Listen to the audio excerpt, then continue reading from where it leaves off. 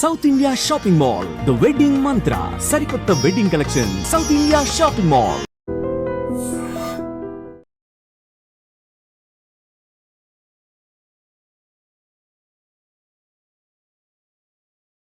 Okay. అన్నయ్య ఏం చేస్తున్నారు ఇప్పుడు? అన్నయ్య సబ్జెక్ట్ రిలేటెడే చేస్తాడు. ఓకే. యాప్టిట్యూడ్, ఇంగ్లీష్ అని 2 కోర్సెస్ ఉంటాయి యాప్లో, క్రియేటివ్ యాప్లో. ఓకే. అది ఇంటి నుంచే సేల్ చేస్తాడు. లైక్ రికార్డెడ్ వీడియోస్ ఉంటాయి, దానికి రిలేటెడ్ ప్రమోషన్ చిన్నగా టైప్లో పెడతాడు. ఓకే. ఆ వీడియో చూసిన వాళ్ళు యాప్లోకి వచ్చి అది పర్చేజ్ చేసి డెమో క్లాసెస్ ఉంటాయి 3-4 వింటారు, నచ్చితేనే కొంటారు. ఓకే. అమ్మ నాన్న సపోర్ట్ చేస్తున్నారా? ఏం కాదురా, జరుగుతూనే ఉంటాయి, లైఫ్ మూవ్ అవుతూనే ఉండాలి ఇలా అంటారా? లేకపోతే ఏదో ఒకటి చేయండి రా నాయన అంటారా? ఈజీ గోయింగే ఉంటారు అమ్మ నాన్న. అందుకే ఇంకా వాళ్ళతోనే బతకగలుగుతున్నా. లేకపోతే నువ్వు ఏందిరా ఇన్ని కాంట్రవర్సీలు, పంచాయతీ ఏంది అని భయం అవుతుంది వాళ్ళకి. ఇప్పుడు బ్రాండ్ అంబాసిడర్స్ కూడా అమ్మాయిలు చేంజ్ అవుతుంటే ఏ ఫాదర్ మదర్ కైనా గుండెదడ పెరుగుతుంది కదా. నేను వచ్చి ఇప్పటి వరకు ఒక లెక్క, ఇప్పటి నుంచి ఒక లెక్క అని చెప్తుంటా. ఓకే. ప్రతి ఒక్క అమ్మాయిని తీసుకొచ్చినప్పుడల్లా ఇప్పటిదాకా అది సరే, అమ్మాయిలకు వాళ్ళకు అందరికి ఎట్లా అనిపిస్తుంది, కానీ అమ్మ నాన్నకైతే డైరెక్ట్ బ్లడ్ రిలేషన్ కదా, ఇక్కడ ఇంకొకటి ఏదో చేసినట్టే ఉన్నాడు అని భయం అయితే ఉంటది వాళ్ళకు. కానీ వాళ్ళు సపోర్టే చేస్తారు. లైక్ రీసెంట్ గా కూడా మ్యారేజ్ బ్యూరో నుంచి ఒక మెసేజ్ వచ్చింది నాకు, మ్యాచెస్ కి చూస్తున్నారా అని. ఓకే. చెప్పండి మంచి అమ్మాయి ఉంటే చేసుకుంటా అని రిప్లై ఇచ్చిన. అది మా అమ్మకు, అక్కకు, డాడీకి కూడా చెప్పిన. వాళ్ళు ప్రొఫైల్ షేర్ చేస్తుంటే నేను అది గ్రూప్ లో షేర్ చేస్తున్నా, మా ఫ్యామిలీ గ్రూప్ లో. చూడండి, మీకు నచ్చిన అమ్మాయినే చేసుకుంటా, లాస్ట్ టైం నాకు నచ్చిన అమ్మాయిని చేసుకున్నా, ఈసారి మీకు నచ్చిన అమ్మాయిని చేసుకుంటా అని. అంత సపోర్టింగ్ ఫ్యామిలీ కూడా ఉంటారు కదా, లైక్ చేసుకోబెట్ట అన్నట్టే ఉంటారు వాళ్ళు. మంచిదే కదా, అంటే ఒంటరిగా ఉండిపోవాలి అని జీవితాంతం అని ఉండదు కదా, వాళ్ళకు ఒక తోడు ఉండాలి, మేము ఎన్ని రోజులు వీనితోనే ఉంటాము అనే ఫీలింగ్లు ఉంటారు కదా పేరెంట్స్, నీకు కూడా ఫ్యూచర్ లా ఉండాలి కదా అని. సో మంచి సపోర్ట్ చేస్తున్నారు. సో నేను ఏం చేసినా సపోర్ట్ చేస్తారు. అట్లని తప్పులు చేస్తే తిడతారు, కానీ నేను తప్పులు చెయ్య కదా. తప్పులు చేయరా? అంత మెచ్యూరిటీ అవుతుంది. మీరు చేసేవన్నీ తప్పులే కదా. మీరు అంటున్నారు రోజు తప్పులతో నేర్చుకుంటున్నారు. మీరు తప్పులతోటి నేర్చుకుంటలేను, వచ్చిన కష్టాలతోటి, వచ్చిన ఫెయిల్యూర్ తోటి నేర్చుకుంటున్నా. ఒక ఇంటర్వ్యూకి పోయి ఫెయిల్ అయినావో అంటే తప్పు చేసినట్టే కాదు కదా. అది తప్పు కాదు, కాకపోతే మీరు బిజినెస్ పెట్టి ఫెయిల్ అయ్యారంటే ఎక్కడో దగ్గర తప్పు జరిగిందని కదా. తప్పు జరగకుండా కూడా మూసుకోవాల్సి వస్తుంది కదా, అంటే వేరే వాళ్ళ తప్పు వల్ల కూడా. ఎవరు తప్పు వల్ల అయినట్టు? ఇప్పుడు నాపై నెగిటివ్ పబ్లిసిటీ చేసిండ్రు కదా. ఎవరు? మా దగ్గర పనిచేసిన ఎంప్లాయీస్ వాళ్ళు వచ్చి ఇక్కడ ఆర్గానిక్ అమ్ముతలేడు అని డౌట్ క్రియేట్ చేస్తే, మన దగ్గరే ఉన్న వాళ్ళు మనకి వెన్నుపోటు పొడుస్తున్నారంటే ఏం జరగకుండానే పొడుస్తారా అనే డౌట్లు కూడా ఉండదు. అంటే అందరిపైన కోపం ఉంటుంది కానీ ఎవరు చెప్పారు కదా అట్లా. ఇప్పుడు కట్టప్ప బాహుబలిని చంపిండు కానీ ప్రతి సినిమాలో అట్లా కట్టప్పలు ఉండరు, హీరోలని వెనక నుంచి పొడిచి చంపేయరు కదా. ఒక్కసారి జరిగిందంటే అది 1 in a million జరుగుతుంది, 1,000,000 times లో. అట్లా నా లైఫ్ లో జరిగింది. 1 in a million me life లో జరిగింది కాబట్టి అలా జరుగుతుంది. ఎందుకంటే నేను పని చేసుకుంటా, మంచినే ఉండే పర్సన్ ని, నేను పని అంటే పిచ్చి, అట్లాంటిది నాకు ఫామ్స్ లేకుండా చేసిండ్రు. అయ్యో, మీరు అన్ని పాత మెమరీస్ గుర్తు చేసి బాధ పెడుతున్నారు. నేను బాధ పెట్టలేదండి, మీరు అడిగే క్వశ్చన్స్ అట్లా ఉన్నట్టున్నాయి. ఎందుకంటే ఫస్ట్ మ్యారేజ్ గురించి నేను అడగలేదు అసలు, మీరే చెప్పారు. నేను అసలు మీ మ్యారేజ్ గురించి కానీ ఇంకెవరి గురించి కానీ నేను అడగలేదు. మీరు అన్ని క్లోజ్ అయిన వాటి గురించి అడుగుతున్నారు. మీరు ఇప్పుడు జరిగే ప్రమోషన్స్ గురించి, అరే మీ లైఫ్ బాగుంది కదండి, మీరు మంచిగా బయటకు వచ్చిండ్రు, ఇట్లా అంటలేదు. నేను నా ఫస్ట్ పాయింట్ నేను అది చెప్పా. మీరు మళ్ళీ ఇట్లా పడిపోయి కూడా మళ్ళీ లేస్తున్నారండి. మీరు బయటకు వచ్చి ఇప్పుడు మీరు అట్లెందుకు అయింది, ఇట్లెందుకు ఇది ఎందుకు అయింది అంటున్నారు. ఇప్పుడు ఇక్కడ నుంచి ఇక్కడ దాకా వెళ్ళినప్పుడు చచ్చిన పాముని ఇంకా చంపుతున్నారండి మీరు. చెప్పండి. ఇక్కడ నుంచి ఇక్కడ దాకా వెళ్ళినప్పుడు ఈ మధ్యలో ఏం జరిగింది అనేది కూడా జనానికి ఒక ఇంట్రెస్ట్ ఉంటది కదా. ఏం జరిగితే మళ్ళీ ఇక్కడ నుంచి ఇక్కడికి వెళ్ళగలిగారు, ఇక్కడ నుంచి ఇక్కడ దాకా వచ్చారు, ఆ ఇంట్రెస్ట్ ఎలా జరిగింది అనేది మాత్రం తెలుసుకోవాలి. నేను చెప్తా. యాక్చువల్గా డిప్రెషన్ అనేది అందరికీ వస్తుంది. మనం ఏం చేస్తామంటే అది మనల్ని కంట్రోల్లోకి తీసుకునే దగ్గరికి తీసుకొస్తాం, దాన్ని మన కంట్రోల్లోకి తెచ్చుకోవాలి. కానీ దాని కంట్రోల్లోకి మనం పోరాదు. అది వచ్చి తలపైన తాండవం చేస్తుంది, ఆడుకుంటది మనతోని. అస్సలు ఇంట్లో నుంచి బయటికి కదలనియది, ఎవరితో మాట్లాడనియది, ఏడుపు వస్తుంది. దీపికా పడుకోనికి అయింది అట్లా, లవ్ ఫెయిల్ అయ్యా మరి ఎందుకో తెలియదు కానీ ఆమె ఇంట్లోనే ఉంటూ డిప్రెషన్ లోకి పోతూ అందరికీ చెప్పింది ఇది నార్మలే, సైక్రియాటిస్ట్లని సైకాలజిస్ట్లని కలవండి, ఇట్స్ ఓకే అని. సో నాకు కూడా అంత డిప్రెషన్లో వచ్చిన రోజులు ఉన్నాయి. నేను దాన్ని కంట్రోల్లోకి తీసుకొనియను. అంటే అది వచ్చి నాకు తెలుసు అది డాన్స్ చేస్తుంది అని, మనతోనే ఉంటది దయ్యం లాగా. ఒక ఫోటోను ఒక మూవీ ఉంది, దాంట్లో భుజం పైన దయ్యం కూర్చుంటది, వానికి హెవీగా ఉంటది. మనకు కూడా అట్లా వచ్చి డిప్రెషన్ కూర్చోనికే ట్రై చేస్తుంటది కానీ దయ్యం లాగా. మనం దానికి ఆ ఛాన్స్ ఇయ్యరాదు. మంచిగా ఫ్రెండ్స్ తో తిరగడము, ఫ్యామిలీతో టైం స్పెండ్ చేయడము, మ్యూజిక్ వినడము, బుక్స్ చదవడము, క్రికెట్ ఆడడము, చూడడము, ఇట్లాంటి వాటికి మనం అడిక్ట్ అయినాం అనుకోండి, గుడ్ హ్యాబిట్స్ ఉంటాయి, అప్పుడు దాంట్లోంచి బయటికి రావచ్చు. నిన్న వచ్చింది లో ఫీలింగ్ నాకు, మీ ఇంటర్వ్యూ ఈ రోజు కదా, నిన్న ఈవినింగ్ వచ్చింది. నేనేం చేసిన, మ్యాడ్ స్క్వేర్ చూడలే, థియేటర్ లో పెట్టుకొని కూర్చున్నా. ఇంత హైలైట్ కూడా తీస్తారా ఆ మూవీ అనిపించింది. మ్యాడ్ నచ్చింది నాకు, మ్యాడ్ స్క్వేర్ నచ్చింది. అంటే ఆ హ్యూమర్, ఆ లైట్ నోట్ లో తీస్తున్నారు చూడండి మూవీస్, ఇట్స్ గ్రేట్ టాలెంట్ అనిపిస్తుంది. ఆస్కార్ ఇవ్వచ్చు వాళ్ళకు. మనం ఎట్లాంటి వాటికి ఇస్తామంటే యానిమేటెడ్ మూవీస్ కో ఇంకోటో అట్లా ఆలోచిస్తాం, కానీ ఇది కూడా చాలా కష్టం ఇట్లా తీయడం. హ్యూమర్ అలా మెయింటైన్ చేయడం కూడా అంత పాజిటివ్ అడిక్షన్స్ ఉన్నప్పుడు మూవీస్ అని, క్రికెట్ అని ఎందుకు బాధపడాలి మనం? ఓకే, మొత్తానికి వంశీ గారు మళ్ళీ పెళ్లి చేసుకుంటున్నా అని చెప్పారు ఇప్పుడు ఇంటర్వ్యూలో. చెప్పారు కదా, చేసుకుంటున్నా అని కాదు, చేసుకోవడంలో తప్పేముంది అని. తప్పులేదు, ఫస్ట్ థింగ్ తప్పులేదు, మీరు చేసుకుంటున్నారని చెప్పారా అని అడుగుతున్నాను నేను. అంతే, చేసుకోకపోతే అయితే అవుతుంది సో చేసుకుంటారు. మంచి అమ్మాయి ఉంటే చేసుకుంటా. వాళ్ళే మెసేజ్ చేస్తున్నారు మరి ఇంట్రెస్టెడా అని. నేను ఏం చెప్పాలి? ఇంటికి లక్ష్మీదేవి వస్తున్నప్పుడు నువ్వు చెప్పలేం కదా. అంతే. మరి మీ అన్నయ్య పరిస్థితి ఏంటి? మా అన్నకి ఇంకా టైం పడుతుంది, లైక్ హిస్ థింకింగ్, ఇంకా thinking take time, he has his own ideology.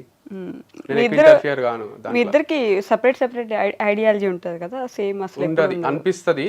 కొన్ని సేమ్ ఉంటాయి, కొన్ని సెపరేట్ ఉంటాయి. లైక్ బ్లడ్ రిలేషన్ కాబట్టి కొన్ని సేమ్ ఉంటాయి, అండ్ వేరే పరిస్థితుల్లో పెరిగినాం కాబట్టి కొన్ని డిఫరెంట్ కూడా ఉంటాయి. ఓకే, వదిలేసిపోయినారు కదా మీరు, అంటే సపరేట్ గా ఉన్నప్పుడు ఐడియాలజీలో కూడా మా అన్నకి యాప్టిట్యూడ్ అనే సబ్జెక్ట్ నరాల్లో ఉంది, నాకు లేదు. నేను ఆయన త్రూ నేను నేర్చుకొని చెప్పిన సబ్జెక్ట్ కాబట్టి నాకు మనసు రాదు. కానీ నాకు ఈ స్టోరీ టెల్లింగ్ ఇవన్నీ చిన్నప్పటి నుంచి ఇష్టం. స్టేజ్ ఎక్కడం, మాట్లాడడము, అంత గుర్తింపు అని, ఇదని అదని ఇష్టం కాబట్టి దీంట్లో మనసు వస్తుంది నాకు స్టోరీ చెప్పడంలో. సో అది చేసిన. అండ్ ఈవెన్ ప్రమోషన్స్ కూడా డిఫికల్టే. ఇప్పుడు ఎవరికైనా, మా అన్నకనే కాదు, ఇప్పుడు ఒక షాప్ పెట్టిండే అనుకుందాం, మా అన్ననే ఆర్గానిక్ స్టోర్ లాంటిది, ఇంత డైరెక్ట్ గా ప్రమోట్ చేయలేడేమో అనిపిస్తుంది నాకు. మా అన్న క్యారెక్టర్ తెలుసు కదా, ఈ బెల్లం ఉంది మా షాప్ లో కొనుక్కోండి అని చేసినా మా అన్న బాగుండదు, అది చాలా డిగ్నిఫైడ్ గా ఉంటాడు కాబట్టి నేనంటే ఎవరన్నా ఏమన్నా అనుకోండి అని ఫస్ట్ వీడియోనే క్యారీ బ్యాగ్ లో తెచ్చుకోండి, మా దగ్గర క్యారీ బ్యాగ్ లో లేవు, లేకపోతే మా దగ్గర చాలా కాస్ట్లీ పడతాయి, ఇంటి నుంచి బస్తాలు తెచ్చుకోండి అని చేసిన. ఇది నేను తప్ప ఎవరు చేయలేరు అనిపిస్తుంది. మా అన్న స్టైల్ వేరుంటది. స్టోరీ కూడా టెల్లింగ్ ఒకసారి చూడండి, ఒకటి మా అన్నది ఒకటి నాది. మనది ఎమోషనల్ గా డ్రివెన్ అయ్యి హ్యూమర్ తక్కువ ఉంటది, నాకు కొంచెం హ్యూమర్ ఎక్కువ ఉండి ఎమోషన్స్ తక్కువ ఉంటాయి. క్లాస్ లో కూడా లాస్ట్ కి నేను అయిపోయింది కథ అని చెప్తా, ఆడనే కనెక్ట్ అవుతారు, నవ్వుతారు. మా అన్ననేమో story ends here but the actual story starts here అని చెప్తాడు. సో అది వేరు, మోటివేషనల్ వెళ్ళిపోతుంది, ప్రొఫెషనల్ ఉంటది, నాది కొంచెం హ్యూమరస్ ఉంటుంది. నవ్వించడానికి ట్రై చేస్తారు మీరు, అండ్ కొంచెం ఏడిపించడానికి ట్రై చేస్తారు. సో రెండు డిఫరెంట్ పార్ట్స్ ఉన్నాయి. ఓకే, బట్ ఇప్పుడైతే పర్లేదు, మళ్ళీ వెళ్తూ ఉన్నారు. యా అంతా బానే ఉంది.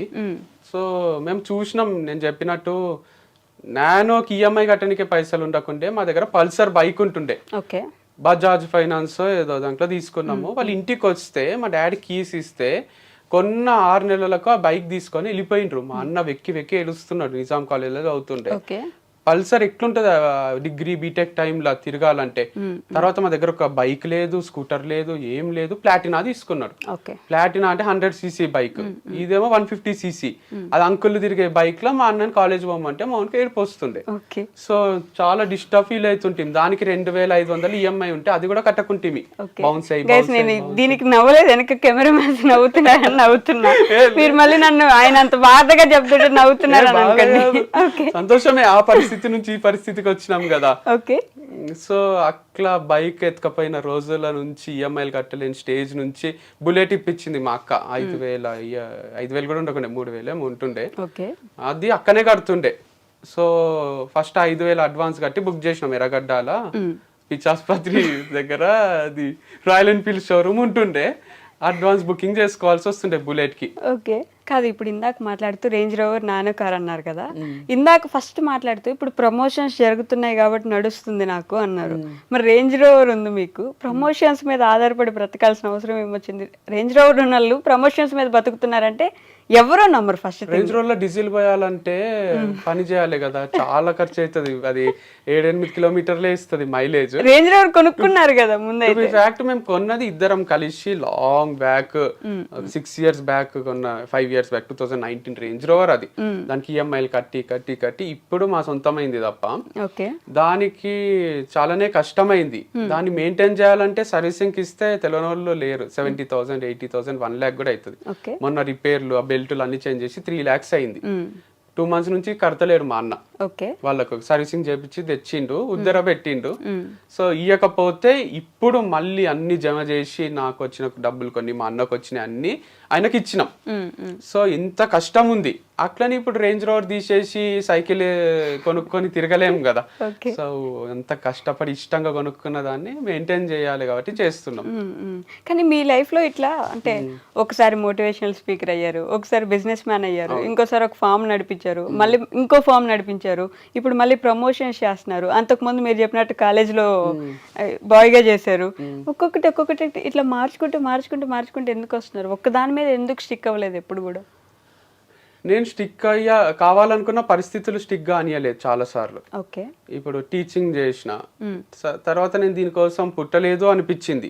ఇష్టంగానే చెప్పిన సబ్జెక్ట్ కూడా నాకేమి అది బ్లడ్ లో అనువనువున లేకుండే. అంటారు కదా, నచ్చిన పని అన్నా చెయ్యాలి, వచ్చిన పని అన్నా నచ్చినట్టు చేయాలి. నేను వచ్చిన పని నచ్చినట్టు చేసిన. తర్వాత ఒక దగ్గర ఛాన్స్ దొరికినప్పుడు వదిలేసిన. ఎప్పుడు మూవీ ఇండస్ట్రీలో అవకాశం వచ్చింది దిల్ రాజు సార్ దగ్గర. ఇంత పెద్ద అవకాశం, డైరెక్టర్ అయిపోతాం మణిరత్నం లాగా వాళ్ళలాగా మనము అని కంటిన్యూ చేసిన. అమలాపురం పోయినప్పుడు షూటింగ్ లో దాంట్లో కొంచెం ఇన్సల్ట్లు అయితే సార్ కి, డైరెక్టర్ కి, అందరికి చెప్పిన. ఇన్సల్ట్ అయినాయి అంటానే నేను ఇంట్లో డాడీకి చెప్తానే అన్నని అక్కని తిడతారు కదా, అట్లా వాళ్ళందరినీ పిలిచి తిడతారు అనుకున్నా. వంశీని మంచిగా చూసుకోవాలి, కానీ ఫ్యామిలీ వేరు, ఆ ఫిలిం ఇండస్ట్రీలో ఆ ఫ్యామిలీ వేరు అని తర్వాత అంతే తిడతారు. ఏం తిట్టలే, నువ్వే అడ్జస్ట్ అయిపో, వాళ్ళకి చెప్పు, నేను పని చేసుకోవడానికి వచ్చినా, మీరు నన్ను ఏమనకండి, నువ్వే గట్టిగా చెప్పు, ధైర్యంగా చెప్పు అని ధైర్యం ఇచ్చిండ్రు. నేనేం ఎక్స్పెక్ట్ చేసినా వాళ్ళే పిలిచి తిడతారు అని. అది జరగకపోయేసరికి నేను ఇక్కడ ఉండలేను, ర్యాగింగ్ అవుతుంది, నాకు నచ్చలేదు అని వచ్చేసిన. సో లైఫ్ ఏం ఆగిపోదు కదరా వంశీ, నువ్వు ఏది కావాలంటే అది చేసుకో అని మా డాడీ చెప్పిండు. తర్వాత మళ్ళీ కొన్ని రోజులు టీచింగ్ చేసిన, స్ట్రగుల్ అవుతున్నా, నచ్చని పనులే చేస్తున్నా. సో మనసులో ఏదో ఉంది, చేసే పని వేరుంది. సో అట్లా చేస్తూ తర్వాత ఒక యాప్ ఓపెన్ చేసిన, అది ఫ్లాప్ అయింది. తర్వాత ఈ ఫార్మ్స్ డిస్కషన్లో దాంట్లో బతుకు తెరువు కోసము ఎడార్లు ఉన్న వాళ్ళకు తెలుస్తుంది నీళ్ళ వాల్యూ అన్నట్టు. ఆల్మోస్ట్ టఫ్ సిచ్యువేషన్స్ లో మాకు వాల్యూ తెలిసి మేము కష్టపడి గ్రో అయినాము. సో తర్వాత ఇదే కంటిన్యూ చేసిన. ప్రమోషన్స్ ఎందుకు చేస్తున్నా అంటే, ప్రమోషన్స్ కూడా ఏం ఫీల్డ్ చేంజ్ చేయలే నేను. అప్పుడు నా ప్రమోషన్స్, ఇప్పుడు అందరు ప్రమోషన్స్ చేస్తున్నా. I'm enjoying it. అండ్ మీరు అన్నట్టు ఎందుకు మారుస్తున్నారు అనడానికే కూడా తప్పేముంది. KFC పెట్టిన అతను 60 years కి పెట్టిండు. ఆయన అన్ని మార్చుకుంటూ వచ్చి ఫ్లాప్ అయ్యి స్టార్ట్ చేసిండు. బిల్ గేట్స్ వాళ్ళు కూడా చాలా లోస్ హైస్ చూసే సక్సెస్ అయిన వాళ్ళు ఉంటారు. ఈవెన్ రజనీకాంత్ కూడా కండక్టర్ గానే చేసిండు కదా. కండక్టర్ గానే ఉండాల్సిందే, ఒకటే ఫీల్డ్ లో నువ్వే బస్సులు కొనుక్కోవాల్సిందే, వేరే కండక్టర్లను తీసుకోవాల్సిందే అంటే సూపర్ స్టార్ కాదు కదా. సో అట్లా సద్గురు కూడా ఇప్పుడు పెద్ద స్పీకర్, ఆయన లెక్చరర్ గా చేసిండు, ఎంఏ లిటరేచర్ అవి చదువుకున్నాడు, ఏమేమో పనులు చేసి అన్ని ఫెయిల్ అయ్యి ఇప్పుడు ముసలాయన అయినాక సక్సెస్ అయ్యిండు. సో అట్లా పెద్ద సక్సెస్లు చూసిన వాళ్ళందరూ 100 పనులు ట్రై చేసిన వాళ్ళే ఉంటారు. అట్లా 100 పనులు ట్రై చేసి ఎక్కడో దగ్గర ఆగుదాం అనుకుంటున్నారు. అంటే అదే ఫార్ములా పాటిస్తేనే జరుగుతుంది అట్లా లైఫ్ లో. Maybe life is making me even more stronger. ప్రతి దానికి రెడీ చేస్తుంది అనుకుంటున్నాను. రెడీ అయినారా మరి? అంటే ఇన్ని తట్టుకున్న తర్వాత ఆటోమేటిక్ గా గుండె కొంచెం స్ట్రాంగ్ అవుతుంది, మైండ్ స్ట్రాంగ్ అయింది. ఎందుకంటే రాహుల్ ద్రావిడ్ ఒకటి చెప్పింది, చిన్నగా చెప్తా. ఆయనకు అవకాశం వస్తలేదు ఇండియన్ క్రికెట్ టీమ్ లో. గంగూలీకి, సచిన్ కి అందరికి వచ్చింది, ఆల్మోస్ట్ సేమ్ ఏజ్ గ్రూప్ వాళ్ళు. ఎందుకు వస్తలేదు అని బాధపడుతుండేనంట. ఇంట్లో ఊరికే కూర్చుంటున్నా అనే ఫీలింగ్ వస్తుండే. కాకపోతే ఆయన మొత్తము రంజీ మ్యాచెస్ అన్ని ఆడి గేమ్ అంతా ఇంప్రూవ్ అయిపోయింది ద్రావిడ్ది.